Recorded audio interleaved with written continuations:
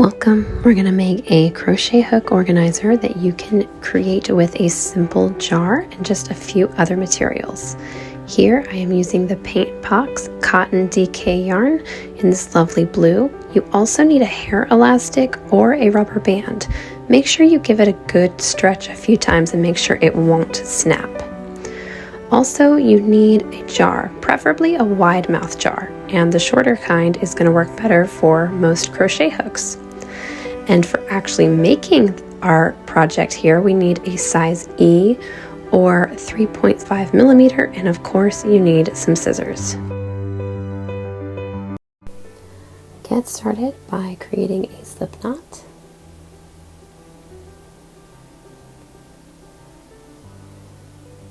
And then go ahead and chain 20 stitches.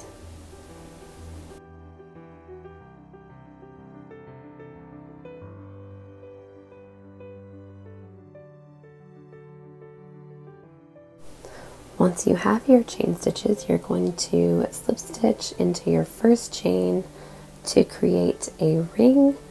And of course, when you do this, you never want to twist it, but I will say here it doesn't matter too much if you end up twisting it.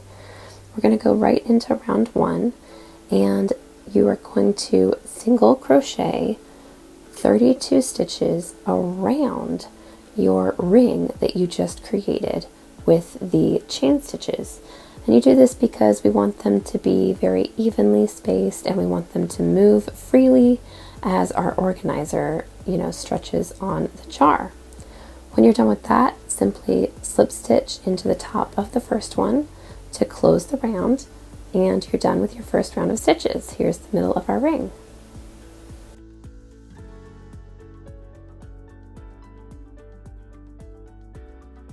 Now we're ready for round 2. Start by chaining 2 and then start with a double crochet stitch. We've got a couple of repeats that go together in this round and it creates our holes. You're going to want to chain 1 here, skip a stitch, and then double crochet into the next stitch after that. The repeat here is to double crochet, chain a stitch, and then skip a stitch. And you do that 3 times. So when you put down your next double crochet there, you are actually starting the next part of the repeat. So here's where the repeat is done. And then the next part of the pattern is to put a double crochet into the next stitch, which would be after your skipped one. And then after this double crochet stitch, you are going to chain 3. So it's just a little different from the first part. You chain 3 and then you are still only skipping 1 stitch. And so what this does is it's going to create a pattern where we have several smaller holes and then a slightly bigger hole. And this allows us to get all the way around the ring and account for the circle getting bigger, and also just give us more space for larger items like your scissors or your really large chunky crochet hooks and stuff like that. So now what I'm doing is I'm doing the repeat again. I skipped the stitch and then I went right into double crochet, chain 1, and skip a stitch, which you repeat 3 times. And then we're going to get to it right here. We chain 3 and we're still skipping 1 stitch. So what I'm doing here is I'm doing a double crochet, and this technically starts the next set of repeats, but I just wanted to close that hole so you can see now we're halfway done. From the beginning to the first larger hole is the first repeat, to the second one was the larger repeat, and all we have to do is do this 2 more times and we will be done with this round, which is the most important round in the whole pattern because it gives us places to put all of our tools.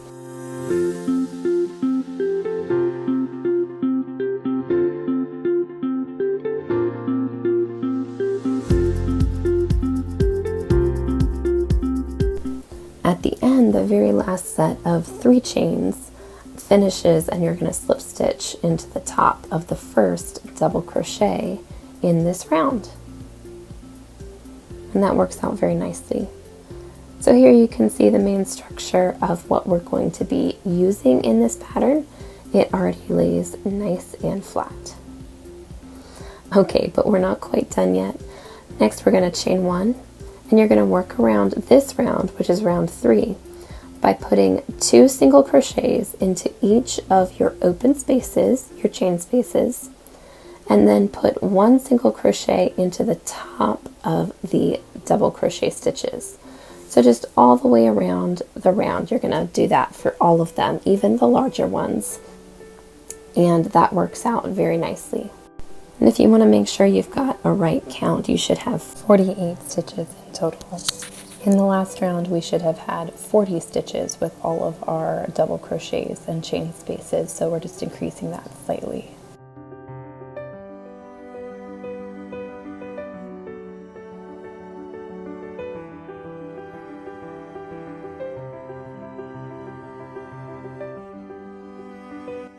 We end this round with a slip stitch as well.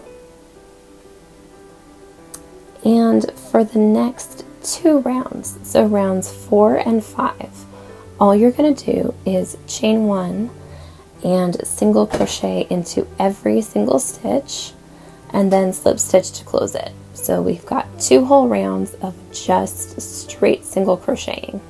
And obviously this is not going to increase our circle, but we're going to create a place where this is going to start to go down the sides of our jar. So we've made it large enough for the top of the jar, but we're just going to make a little bit of room for it to go down the sides of the jar.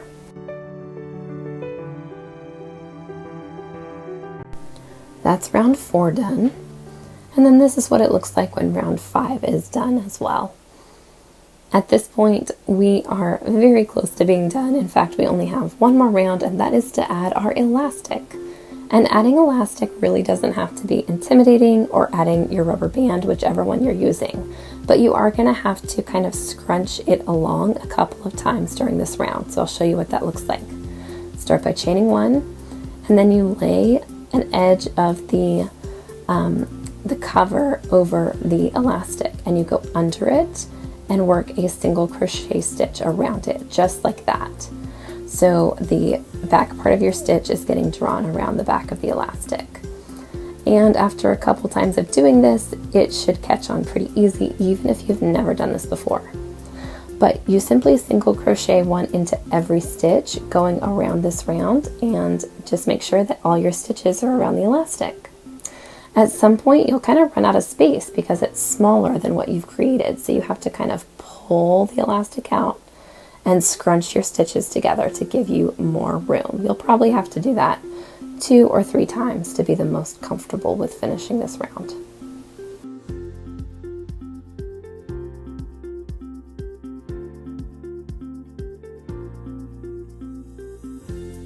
And almost there. Again, you're just going to slip stitch to close this round, and then you're done and you can bind off. I do weave in my ends here in just a moment, but I'm just going to get this bound off for you so you can see what it looks like on the jar.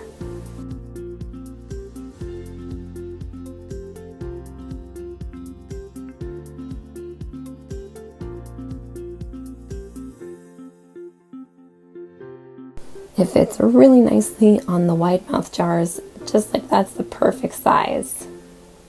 And it looks so cute. Now, if you don't have a wide mouth jar, the normal sized canning jars do still work for this, for the top, but the wide just gives you a little bit more room, and it's made, this pattern is made to fit with a wide mouth jar.